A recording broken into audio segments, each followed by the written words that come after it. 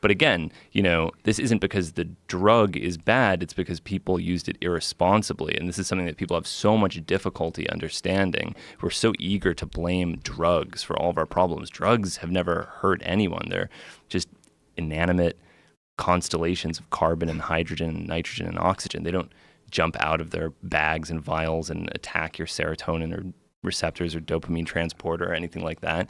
So this is just a weird pattern that we've done repeatedly over time. And I don't know if you read the new Michael Pollan book. I know he was on the podcast. I'm in it right now. Yeah, it's great. Yeah, it is great. But one thing that I thought was interesting about it is that he put a lot of the emphasis on the prohibition of psychedelics on Leary.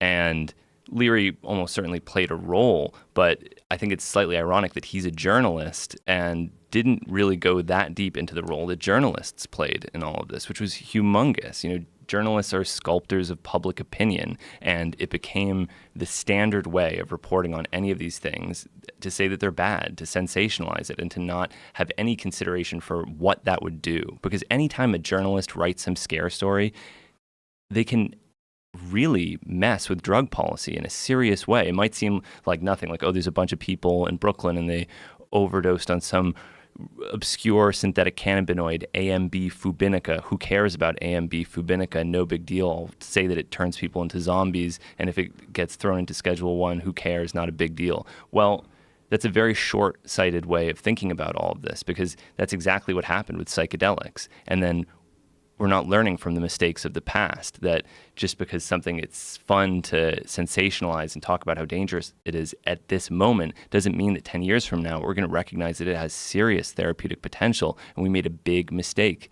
outlawing it. And I think a lot of that also comes from this sort of us versus them mentality that people have, where it's cannabis is good, synthetic cannabinoids are bad. Well, synthetic cannabinoids don't have to be bad for cannabis to be good. Cannabis can be good without something else being bad to counterbalance it. You don't need to hate something to justify your love of cannabis. And this whole hatred of synthetic cannabinoids, I think, is totally misdirected, because these are products of prohibition that most people wouldn't even want to use in the first place. And when they do use them, they don't know what they're taking. They don't know what dose they're consuming. And so, of course, they're having bad experiences. That would happen with almost any drug, caffeine included, if people just consumed enormous, unmeasured doses without having any idea what they were getting into. And so they're thrown into Schedule 1. Well, what happens if 30 years from now, once the therapeutic potential of cannabinoids is being really seriously explored, we find out that that AMB fubinica that everyone was saying turned homeless people into zombies in Brooklyn in 2017 turns out to activate a certain subtype of the CB1 receptor that's especially useful for Parkinson's disease or something like that.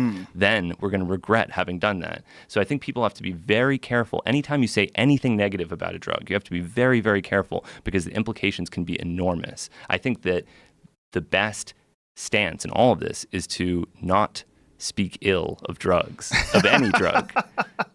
Give the drugs a break. Spoken like a true drug enthusiast. But isn't that a problem also with just what journalism is? It's like asking a comedian to talk about something but not make fun of it. It's what their job, in a certain sense, is to get people excited about things. And I don't know whether you'd say the lazy way out or the common approach is to say something that scares people. I mean, that's what clickbait is mostly about, either outrage or fear. That's true. But there's a lot of richness in truth. I agree, but it's hard to sell. It's hard to sell that richness. I don't think it's even hard to sell. I think that people are lazy.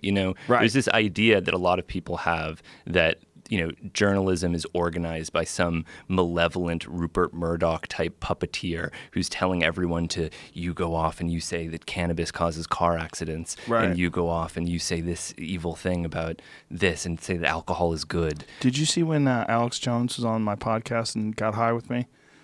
We got him drunk and high, and when it came up in his trial for his divorce, he said that George Soros puts he tests marijuana every year to see how much George Soros is influencing the levels of THC.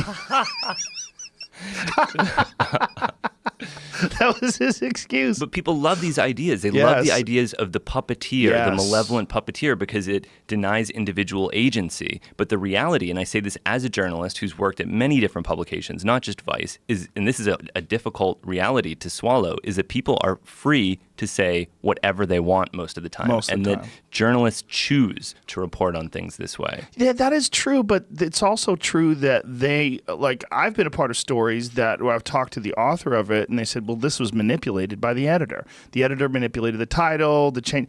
Well, that's a great excuse from the perspective of the writer. But it's true. Like Rolling Stone did an article about me, and they called me a psychedelic warrior.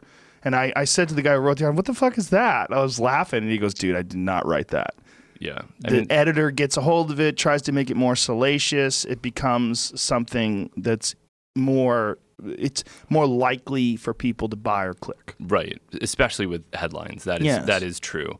And the real problem is that this sort of outrage culture and comment culture that has emerged provides no incentive for truth. Because suppose someone were to write an article about this conversation we're having right now, and it could say, Hamilton Morris says kratom should be illegal, or something like that, then that will get so much more engagement, because then you'll have all these people saying, fuck Hamilton. Of course. He's a traitor. How dare he say that it should be illegal, that it didn't watch it. And then you'll have other people arguing with those people saying, well, listen to the interview. Hey, he actually never said anything about that. Listen carefully to what he was saying. And then you create this whole engagement, a bigger engagement for doing the wrong thing